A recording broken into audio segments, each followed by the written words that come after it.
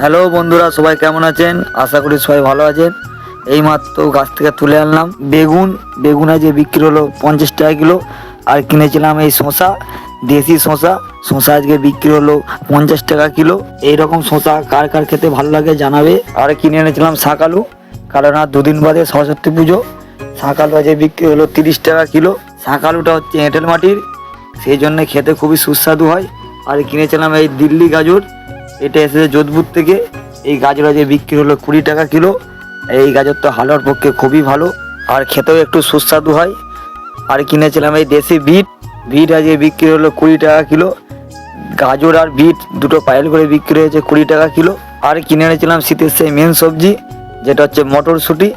এই মটরশুঁটিটা হচ্ছে ঝিকরা থেকে এসেছে, ঝিকরার শুঁটি। এই মটরশুঁটিটা খেতে খুবই সুস্বাদু এবং মিষ্টি লাগে। এই শুঁটি আজকে বিক্রি হলো 50 টাকা কিলো। আর কিনে এনেছিলাম ওলকপি, পুরো দেশি ওলকপি, এইমাত্র চাষি তুলে দিয়ে গেছে। এই ওলকপি আজকে বিক্রি হলো 20 টাকা কিলো, কারণ দুদিন বাদে সরস্বতী পুজো, সেই জন্য ওলকপি বাজারটা খুবই খারাপ। আর কিনেছিলাম এই বকুলি, আর এই বকুলি কার কার খেতে ভালো লাগে একটু কমেন্ট করে জানাবেন, কারণ বকুলির দাম প্রচুর। আজকে বিক্রি হলো 20 টাকা পিস।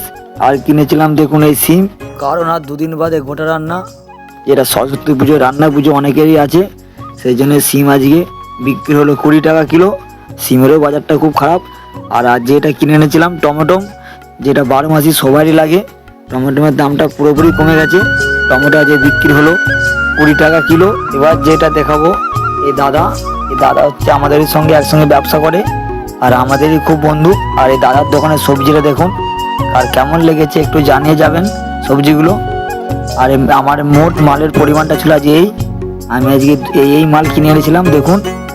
আর আমার ভিডিওটা যদি তোমাদের ভালো লাগে তাহলে একটা লাইক বা কমেন্ট করে দিয়ে যাবেন। এই মালের পরিমাণ ছিল।